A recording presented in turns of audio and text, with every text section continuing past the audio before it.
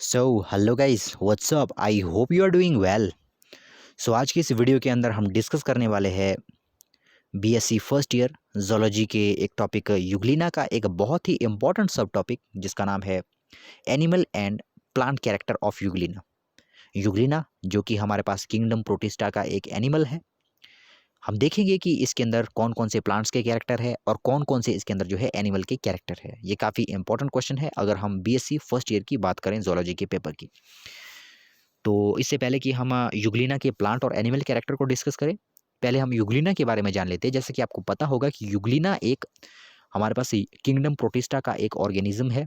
अब kingdom protista के अंदर कौन कौन से ऑर्गेनिज्म आते हैं, तो उनके अंदर दो हमारे पास जो ऑर्गेनिज्म आते हैं उनकी दो कंडीशंस होती है। पहला हमारे पास क्या होता है जो किंगडम प्रोटिस्टा में आते हैं, पहला वो जो है यूकैरियोटिक होने चाहिए, है ना। पहला क्या होना चाहिए, वो पहला हमारे पास वो यूनिसेलुलर होने चाहिए, मतलब वो उनकी जो बॉडी है वो एक ही सेल से मिलके बनी होनी चाहिए।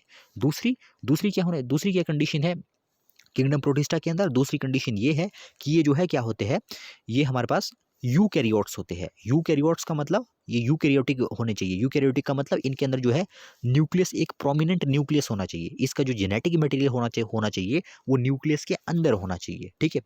तो इनको हम कहते हैं किंगडम प्रोटिस्टा के एनिमल, जो हमारे पास ऑर्गेनिज्म है, ठीक है। सो अब हम देख लेते हैं कि कौन कौन से यूग्लिना के अंदर जो है एनिमल के कैरेक्टर मिलते हैं और कौन कौन से यूग्लिना के अंदर जो है हमारे पास प्लांट्स के कैरेक्टर मिलते हैं। चलिए एक एक करके उनको डिस्कस करते हैं। तो यहाँ पर देखिए, पहले हम एनिमल कैरेक्टर के ऊपर आ जाए। मैंने यहाँ पर नोट्स की फॉर्म में इसको बनाया हुआ है, तो आप इसकी स्क्रीनशॉट ले लो, आप नोट कर सकते हो आप। तो पहले देखो एनिमल के कैरेक्टर हम देखेंगे, ठीक है। तो यहाँ फर्स्ट देखो क्या है, the animal character of Euglena include, जो एनिमल कैरेक्टर है कौन कौन है, तो यहाँ पर देखिए फर्स्ट क्या है, protein nature of the flexible supportive membrane as against the rigid cellulose wall of plant cells। तो यहाँ पर देखो क्या है, पहले हम एनिमल के कैरेक्टर देख रहे हैं। अगर हम एनिमल्स और प्लांट्स की बात करें तो आपको इतना नॉलेज ज़रूर होगा कि जो हमारे पास प्लांट सेल्स होते हैं उनके बाहर सेल वॉल होती है जो कि काफ़ी हार्ड होती है, जिसकी वजह से जो प्लांट्स के जो सेल होते हैं वो काफ़ी हार्ड होते हैं, ठीक है। ऑन द अदर हैंड अगर हम एनिमल्स की बात करें तो उनमें किसी भी तरह का सेल वॉल नहीं होता है, उनमें प्लाज्मा मेम्ब्रेन ही होती है। वहाँ पर देखो उसमें वहाँ पर हमारे पास सेल मेम्ब्रेन ही होती है। और सेल मेम्ब्रेन का नेचर कैसा होता है कि वो जो है प्रोटीन्स की बनी होती है, मैक्सिमम पोर्शन उसका जो है प्रोटीन का बना होता है। जबकि अगर हम प्लांट्स की बात करें तो उसका जो सेल वॉल होता है, ठीक है, वो किससे बना होता है, सेलुलोज का बना होता है और वो हार्ड होता है। तो पहली बात तो ये कि यूग्लिना के अंदर किसी भी तरह का सेल वॉल नहीं होता कि जो सेलुलोज से बना हो। उसके अंदर जो है एनिमल्स की ही तरह जो है उसकी सेल मेम्ब्रेन होती है, अगर हम देखा जाए तो, है ना। उसका जो बाहरी मेम्ब्रेन है वो एक्चुअल में जो हमारे एनिमल्स होते हैं उनकी ही तरह जो है काफ़ी सिमिलैरिटी रखती है। हालांकि उसके बाहर जो क्यूटिकल की मेम्ब्रेन होती है, लेकिन जैसे हम प्लांट्स के अंदर देखते हैं जितनी हार्ड है उतनी हार्ड जो है क्यूटिकल की मेम्ब्रेन नहीं होती है।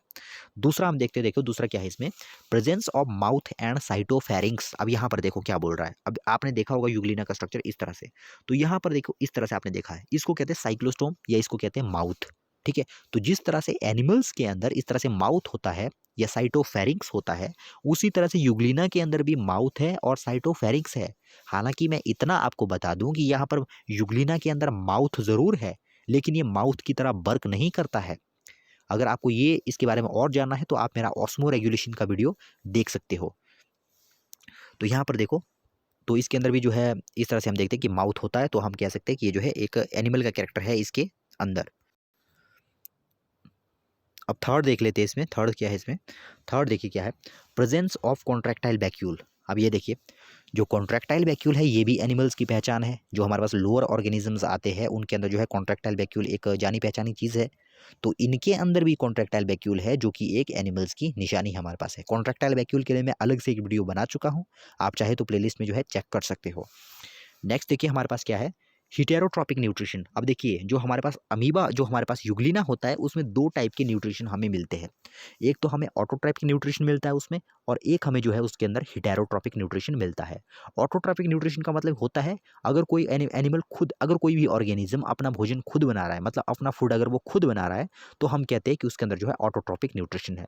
ऑन द अदर हैंड अगर हमारे पास कोई ऑर्गेनिज्म ऐसा है जो कि अपने फूड को जो है किसी दूसरे सोर्स से जो है ग्रहण करता है, तो उनको हम कहते हैं हिटेरोट्रॉपिक न्यूट्रिशन।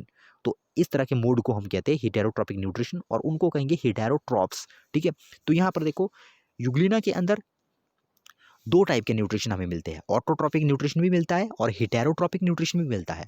मतलब ये सनलाइट की प्रेजेंस में भी अपनी फूड को बनाता है और दूसरा ये जो है सेप्रोट्रॉपिक वे में भी जो है अपने फूड को ग्रहण करता है, मतलब जो बाहर एनवायरनमेंट से भी ये जो है फूड को लेता है। तो ये भी इसका जो है एक प्लांट का कैरेक्टर है कि हेटेरोट्रॉपिक न्यूट्रिशन है इसके अंदर, मतलब बाहर का जो फूड है उसको ये ग्रहण कर सकता है ना। तो ये भी एक एनिमल का ही कैरेक्टर है। नेक्स्ट हम देखते देखो क्या है, utilisation of amino acids polypeptides as source of nitrogen. अब जो एनिमल्स होते हैं वो जो है जो एमिनो एसिड होते हैं हमारे पास और जो पॉलीपेप्टाइड्स होते हैं हमारे पास, उनको जो है as a source of nitrogen use करते हैं। जितने भी हमारे पास एनिमल्स रहते हैं मैक्सिमम वो जो है एमिनो एसिड हो चाहे पॉलीपेप्टाइड्स हो, उनको जो है as a source of nitrogen use करते हैं। प्लांट्स जो है सीधे जो हमारे पास एमिनो एसिड होते हैं और पॉलीपेप्टाइड्स होते हैं उनको as a source of nitrogen जो है सीधे जो है यूज नहीं कर सकते मैक्सिमम प्लांट्स, ठीक है। तो ये थे हमारे पास एनिमल के कैरेक्टर। अब हम आ जाते हैं इसके कुछ प्लांट्स कैरेक्टर के ऊपर। और यहाँ पर देखिए दो और है, यहाँ पर दो और एनिमल कैरेक्टर है। Reproduction by binary fission. अब यहाँ पर देखो आपको पता होगा कि यूग्लिना के अंदर बाइनरी फिशन होता है, ठीक है। तो बाइनरी फिशन, अब ये फिशन है, जो फिशन हमारे पास है तो ये भी जो है एक इसका कैरेक्टर है, बाइनरी फिशन भी किसका कैरेक्टर है, ये भी जो है हमारे पास एक एनिमल का ही कैरेक्टर है, ठीक है। नेक्स्ट हम देखते हैं देखो power of contraction. Power of contraction का मतलब ये सिकुड़ सकता है ना, टाइम आने पर ही, मतलब अपनी नीड के हिसाब से ये सिकुड़ सकता है या एक्सपैंड कर सकता है, ठीक है।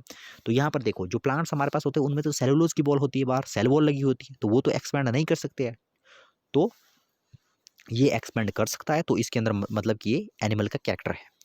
नेक्स्ट हम देखते हैं अब प्लांट्स के कैरेक्टर कौन कौन से यूग्लिना के अंदर। तो यहाँ पर देखिए प्रेजेंस ऑफ क्लोरोप्लास्ट। अब ये तो एक जाना पहचाना वही है कि जो प्लांट्स होते हैं उनके अंदर क्लोरोप्लास्ट होता है जिसकी वजह से वो फूड अपना फूड को बना पाएंगे। अब इसके अंदर भी क्लोरोप्लास्ट है तो ये भी जो है ऑटोमेटिकली अपना फूड बना पाएंगे, ये भी अपना फूड जो है बना बना लेंगे। तो इस तरह से हम देखते हैं कि ऑटोट्रॉपिक न्यूट्रिशन है इसके अंदर। यहाँ पर देखो ऑटोट्रॉपिक न्यूट्रिशन, दूसरा इसमें ऑटोट्रॉपिक न्यूट्रिशन है। ऑटोट्रॉपिक न्यूट्रिशन मतलब अगर क्लोरोप्लास्ट है तो सीधी सी बात है यार कि ये जो है अपना फूड खुद बनाएगा, तो इसलिए ये ऑटोट्रॉपिक भी हो गया, ठीक है।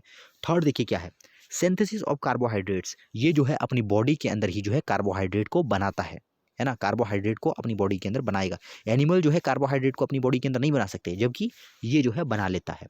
नेक्स्ट देखिए क्या है, utilisation of nitrates and ammonium compounds as source of nitrogen. अब यहाँ पर देखो पहले जब हम एनिमल्स की बात कर रहे थे तो वहाँ पर एमिनो एसिड और पॉलीपेप्टाइड थे जिनको कि as a source of nitrogen use किया जा रहा था।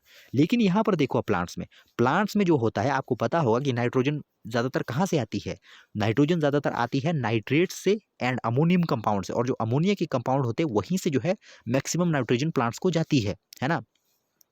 तो ये हो गया इसका। लास्ट देखते हैं एग्जिस्टेंस ऑफ पाल्मिला स्टेज। जो पाल्मिला स्टेज होती है ये जो है प्लांट्स के अंदर मिलती है। जो एक एल्गा होता है हमारे पास जिसका नाम है पाल्मिला, ठीक है, तो उसके अंदर जो है ये स्टेज मिलती है।